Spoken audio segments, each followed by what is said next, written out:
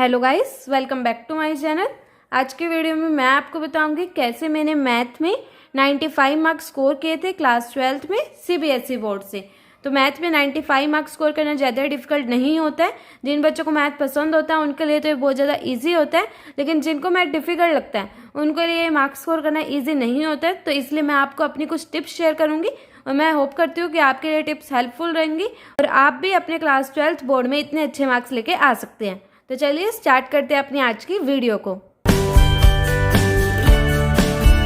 तो सबसे पहले तो मैं आपको कहूँगी कि आपको नोट्स ज़रूर प्रिपेयर करने हैं। नोट्स इन द सेंस आपको कुछ नहीं करना, आप जो भी पढ़ रहे हैं, चाहे आप बुक में से कुछ रीड कर रहे हैं, मतलब जो भी आपने कंसेप्ट रीड किया है उसमें से जो भी चीज़ें आपको लग रहा है कि हाँ ये फॉर्मूला है, ये फॉर्मूला, मतलब जो भी आपको लग रहा है इंपॉर्टेंट चीज़ है या फिर जो आपको बाद में पढ़नी ही पड़ेगी दोबारा करते हुए, तो आपको उसे नोट ज़रूर करना है। और कभी भी आपको जो क्वेश्चंस आप प्रैक्टिस करते हैं उन्हें रफ कॉपी पे प्रैक्टिस नहीं करना। ये नहीं सोचना कि भाई चलो एक बार कर लेता हूँ, रफ कॉपी पे बाद में कर लूँगा, ऐसा कभी नहीं करना है। इससे आप जितनी बार पढ़ोगे ना, आप रफ कॉपीज ढूंढते रह जाओगे कि लास्ट टाइम ये क्वेश्चन कैसे किया था, इस टाइम सॉल्व नहीं हो रहा। तो इसलिए आपको हमेशा अपने नोट्स को बनाना है। मतलब अपनी कॉपी में अगर आपने एक एक्सरसाइज सॉल्व करने एक दिन बैठे हो, अगर आपने सोचा कि आप एक एक्सरसाइज सॉल्व करोगे, तो आप उस एक्सरसाइज को पूरा सॉल्व करो और फिर ही उसे रखो और पूरी एक्सरसाइज को एक ही नोटबुक में सॉल्व करो। आप पूरी एक नोटबुक लगा लो अपनी मैथ के लिए। मैं भी हमेशा ऐसे ही करती थी, पूरी नोटबुक लगा लेती थी, ताकि जब पेपर के टाइम पे मुझे सॉल्यूशंस देखने क्वेश्चन के, तो मुझे अलग अलग वेबसाइट से या यूट्यूब से ना देखना पड़े। मेरे पास अपने नोट्स हो, मेरे पास हर क्वेश्चन का सॉल्यूशन होना चाहिए पेपर से पहले, ताकि मुझे कभी भी कोई भी क्वेश्चन चेक करना पड़े तो मैं वहां से कर सकती हूँ। और आपके नोट्स में आपके फॉर्मूलाज वगैरह सब कुछ इंक्लूड होने चाहिए। तो आप ऐसे कर सकते हैं, अपनी एक्सरसाइज स्टार्ट करी, उसके बाद अपने फॉर्मूलाज लिख रही है और उसके बाद अपने हर क्वेश्चन का सोल्यूशन आपके पास होना ही चाहिए। ये बहुत ज़्यादा ज़रूरी चीज़ है। ज़्यादातर बच्चे नोट्स नहीं बनाते हैं मैथ के, लेकिन ये बहुत ज़्यादा इंपॉर्टेंट है। एक चैप्टर के नोट्स बना के देखो और अगले थोड़े टाइम बाद उस चैप्टर को रिवाइज करोगे ना, तो आपको सब कुछ लिख लिख के एक एक क्वेश्चन करके रिवाइज नहीं करना पड़ेगा। आपके पास अपने नोट्स होंगे, आपको पता है कि आपको यहाँ दिक्कत आई थी सॉल्व करते हुए, तो आप वहीं से कर सकते हैं। तो आप अपने नोट्स ज़रूर प्रिपेयर करें, ये बहुत ज़्यादा इंपॉर्टेंट टिप है। मैं आपको अपने नोट्स दिखा भी देती हूँ। जैसे देखो, ये मैंने एक्सरसाइज 7.6 लिखी हुई है, तो मैंने इसका नाम लिखा है, इसका फॉर्मूला लिख दिया।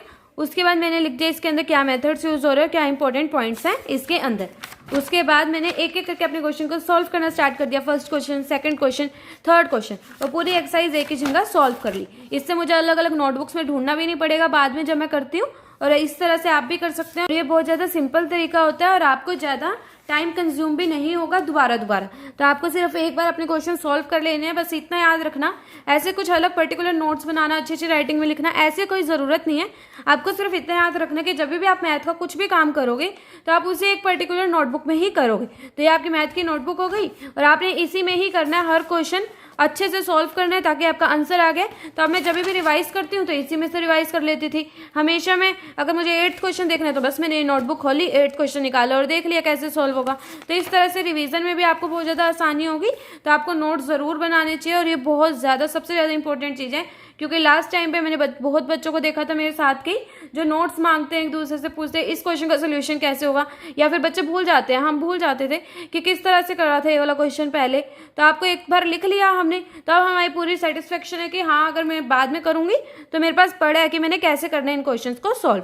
अब सेकंड चीज है आपकी कंसेप्ट और फॉर्मूलाज। तो आपको कंसेप्ट और फॉर्मूला पे जरूर ध्यान देना है। आपको अपने फॉर्मूला सारे आपके नोट्स में लिखे होने चाहिए। एक बार आपका हर फॉर्मूला आपकी नोटबुक में होना चाहिए। ये नहीं है कि आपको बार बार बुक खोल के देखनी पड़ेगी कि ये फॉर्मूला कहाँ था, ये वाला फॉर्मूला कहाँ था।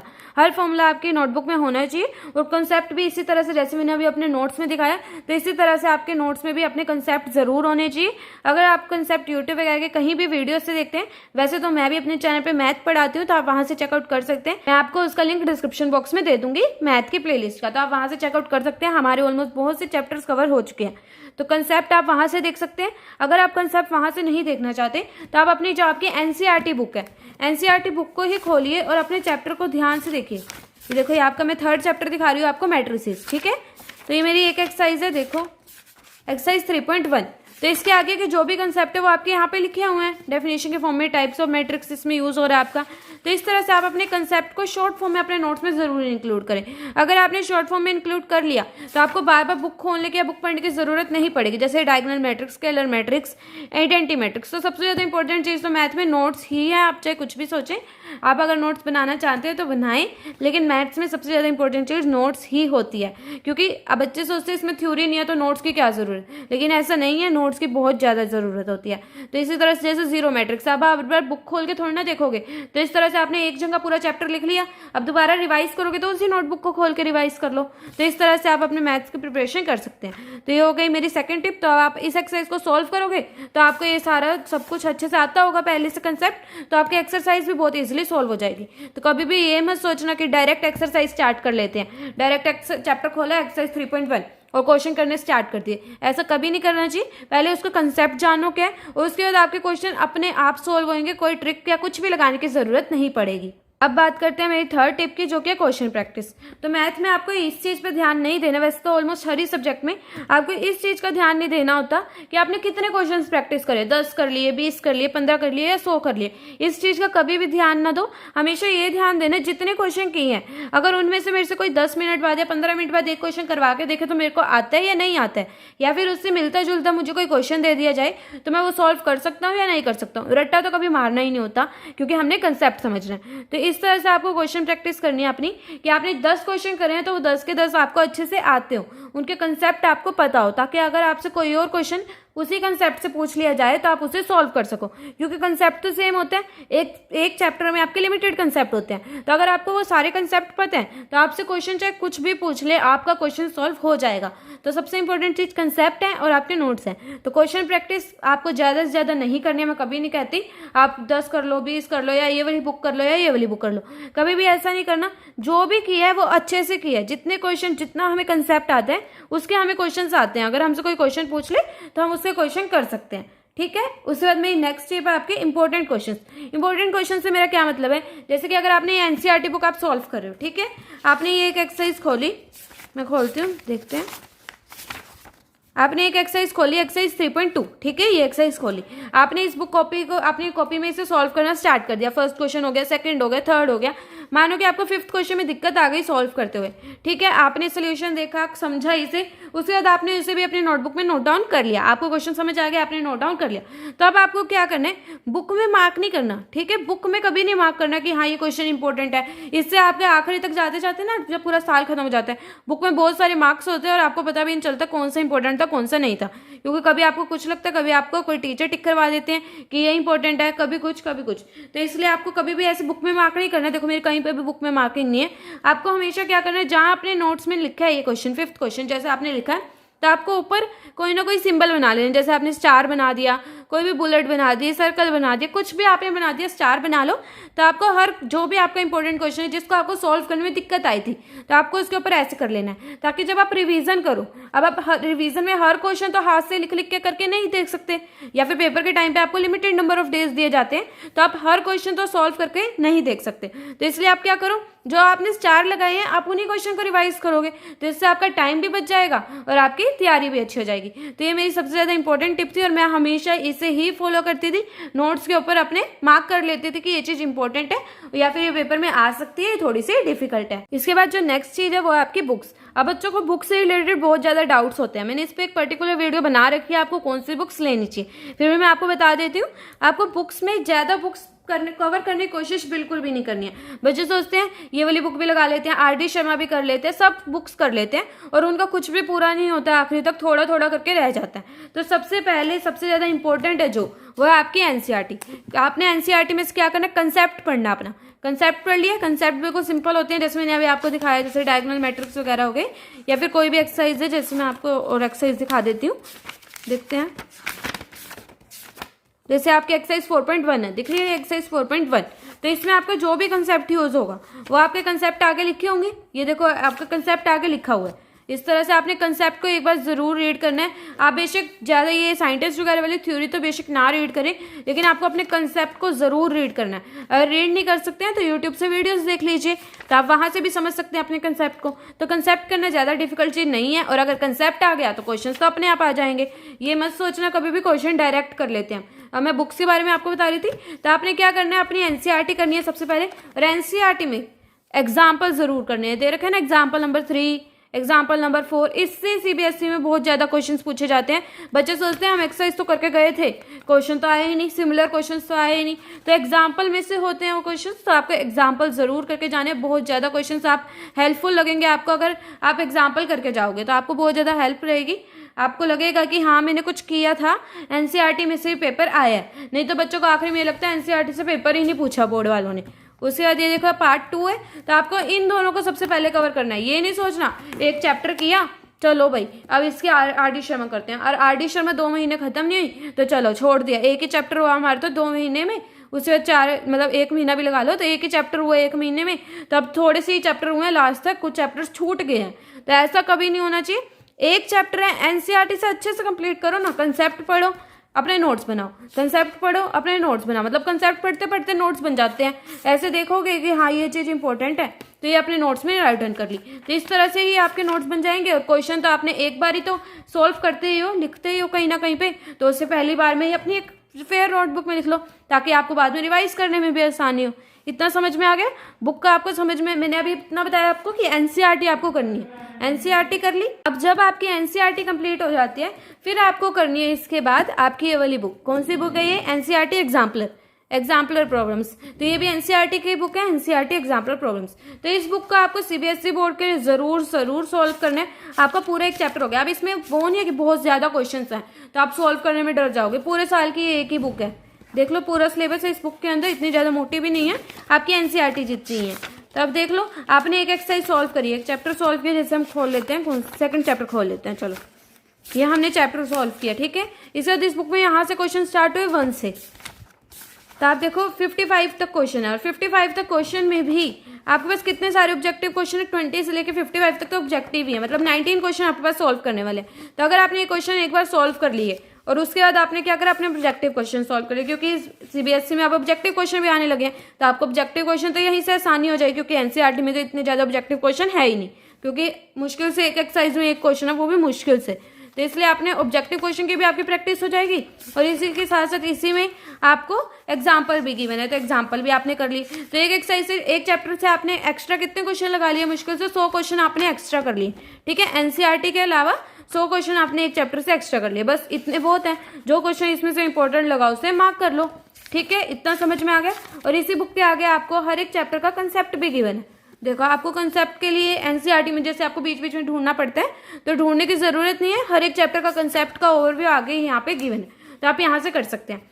तो अब आपकी अगर एनसीईआरटी उसके बाद ये वाली बुक कंप्लीट हो जाती है, इसके बाद ही कोई और बुक लेना, नहीं तो और कोई बुक करने की जरूरत नहीं है। मैं अपने एक्सपीरियंस से बताऊं तो मैंने सिर्फ एनसीईआरटी और ये वाली बुक करी थी, मेरे 95 प्लस मार्क्स आए थे बोर्ड में। आपको इससे ज्यादा लेवल की कोई भी बुक सॉल्व करने की बिल्कुल भी जरूरत नहीं है। तो हो गई हमारा बुक का, मैंने आपको बता दिया एनसीईआरटी करो। अगर आपको इस बुक का कंप्लीट रिव्यू देखना है तो वीडियो मैंने बनाई हुई है, लिंक मैं आपको डिस्क्रिप्शन बॉक्स में दे दूंगी, तो आप जाके इस बुक को लेकर, मैं आपको वैसे भी सजेस्ट करूंगी जरूर करना, एक बार खोल के तो देखना, क्वेश्चंस तो करना, आपको अपने आप ये रहेगा कि हाँ मैं कर सकता हूँ, क्योंकि आपने एनसीईआरटी सॉल्व कर ली होगी।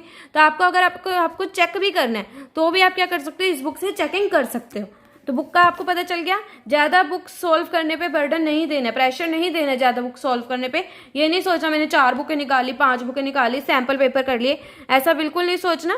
सिर्फ जो किया वो अच्छे से किया, ताकि अगर उसमें से क्वेश्चन आए तो मेरे मार्क्स ना कटे, ठीक है। इतना समझ में आ गया। अब इसके बाद देखते हैं रेगुलर। आपको अगला पॉइंट है रेगुलर, तो रेगुलर जरूर रहना है। मैं हमेशा हर रोज मैथ पढ़ती थी, कभी मैं ऐसे नहीं करती थी कि आज छोड़ देती हूँ मैथ को, आज फिजिक्स केमिस्ट्री कर ली और अगले दिन कुछ और पढ़ लिया, अगले दिन मैथ पढ़ लूंगी, 2 दिन छोड़ के मैथ पढ़ लूंगी। कभी ऐसे नहीं करना चाहिए, हमेशा रेगुलर मैथ पढ़ो, तभी आपकी प्रैक्टिस अच्छी हो पाएगी। क्योंकि मैथ में आपको पता है जितना ज्यादा आप लिख के देखते हो उतनी ज्यादा अच्छी प्रैक्टिस होती है, ऊपर से रिवाइज करने में बिल्कुल प्रैक्टिस नहीं होती। जितना लिख के देखो, क्वेश्चन को सॉल्व करोगे, उतनी ज्यादा अच्छी आपकी प्रैक्टिस होगी। तो आपको क्या करना है, रेगुलर रहना है हमेशा। पूरे +2 कितने 1 साल की तो होती है, रेगुलर रहो ताकि आपके मार्क्स अच्छे आए, क्योंकि सीबीएसई के मार्क्स, बोर्ड के मार्क्स आपके बहुत ज़्यादा मैटर करते हैं। इसके बाद बात आती है टेस्ट की। तो टेस्ट आपको क्या करना है, आपके जैसे आपने किसी इंस्टीट्यूट पे पढ़ रहे हैं या फिर स्कूल में पढ़ रहे हैं, जैसे कि मैं जिस भी इंस्टीट्यूट पे पढ़ती थी, तो वहाँ से जो भी हमारे टेस्ट होते हैं, जो भी आपके टेस्ट होते हैं, चाहे आपका रफ टेस्ट हो, कोई भी टेस्ट है, सिंपल टेस्ट हो या हार्ड हो, चाहे कोई भी टेस्ट हो, जो आपको पेज मिलता है टेस्ट वाला, उसे आपको जरूर संभाल के रखना है। या तो आपको एक फाइल लगा लेनी है, या फिर जो आप अपने नोट्स बना रहे हो, नोट्स बनाना मैंने आपको बता दिया कैसे बनाने हैं, तो जो आप अपने नोट्स बना रहे हो ना, उसी में जैसे एक चैप्टर खत्म हुआ, इतनी जगह में आया मेरा एक चैप्टर, इसके बाद मेरे पास जो टेस्ट पड़ा, जो सर ने मेरा टेस्ट लिया था, उसको मैंने यहाँ पे पेस्ट कर देना है इस पेज पे, ताकि जब मैं दोबारा रिवाइज करूँ तब मैंने देखा कि हाँ मैंने ये चैप्टर तो रिवाइज कर लिया पूरा, मेरे क्वेश्चंस भी हो गए। तब जब मैं क्वेश्चंस अपने टेस्ट को देखूंगा तो मैं देख सकता हूँ कि हाँ मेरे पास पिछली बार मेरे इस क्वेश्चन में नंबर कटे थे, तो इस बार सॉल्व करके देख लेता हूँ कि होंगे या नहीं होंगे। तो इस तरह से आपको टेस्ट को जरूर पेस्ट करना बहुत ज़्यादा इंपॉर्टेंट चीज़ होती है। टेस्ट क्या है, जो आपकी असाइनमेंट्स मिलती हैं आपको, तो उन असाइनमेंट्स को भी आपको साथ साथ पेस्ट कर लेना है, ताकि आपको बाद में उन्हें ढूंढना ना पड़े, इंपॉर्टेंट क्वेश्चंस के लिए इधर उधर ना देखना पड़ेगी, कहीं इंपॉर्टेंट क्वेश्चन पता चल जाए, टीचर मार्क करवा दे। तो असाइनमेंट में ऑलरेडी आपके इंपॉर्टेंट क्वेश्चंस होते हैं, तो आपको उन्हें साथ साथ पेस्ट जरूर कर लेना है। तो एक बार मैं आपको दोबारा से बता देती हूँ नोट्स आपको कैसे बनाने हैं। आपने बुक में से रीडिंग करी, नहीं तो आपने मेरी वीडियोस देख ली, जो उसमें आगे कंसेप्ट लिखा हुआ है, आपने उसी कंसेप्ट को लिख देना है, ठीक है। उसके बाद आपको क्या करना है, अपने क्वेश्चंस को सॉल्व करना है एक एक करके। सभी फॉर्मूलाज आपकी नोटबुक में होने चाहिए, हर एक फॉर्मूला आपकी नोटबुक में आखिरी टाइम तक होना चाहिए। या तो आप कर सकते हो फॉर्मूला के लिए अलग नोटबुक भी लगा सकते हो पतली सी, और आप उसमें एक एक करके चैप्टर 2 के सभी फॉर्मूलाज है, चैप्टर 3 के सभी फॉर्मूलाज है, ताकि आपको बोर्ड के टाइम पे अगर आप जा रहे हो पेपर देने और उसी टाइम किसी फॉर्मूला में कन्फ्यूजन होगी, तो आपने एकदम से नोटबुक खोली और आपको फॉर्मूला मिल जाएगा। उसके बाद क्वेश्चन प्रैक्टिस, आपको ज़्यादा क्वेश्चंस पे जोर नहीं लगाना है, जितने क्वेश्चंस करोगे उतने अच्छे से करना है। और मैंने अपने एक्सपीरियंस से बता रही हूँ, सिर्फ मैंने एनसीईआरटी की बुक्स करी थी ये दोनों, और एनसीईआरटी एग्जाम्पलर करी थी, और मेरे इन्हीं दोनों को पढ़ के मेरे 95+ मार्क्स आए थे। तो आप भी कोई ज़्यादा डिफिकल्ट नहीं है तो 95+ मार्क्स लाना, बच्चों के 100 मार्क्स भी आते हैं। तो आपको क्या करना है, सिर्फ इन्हीं बुक्स को फॉलो करना है 95+ मार्क्स लेके आने के लिए।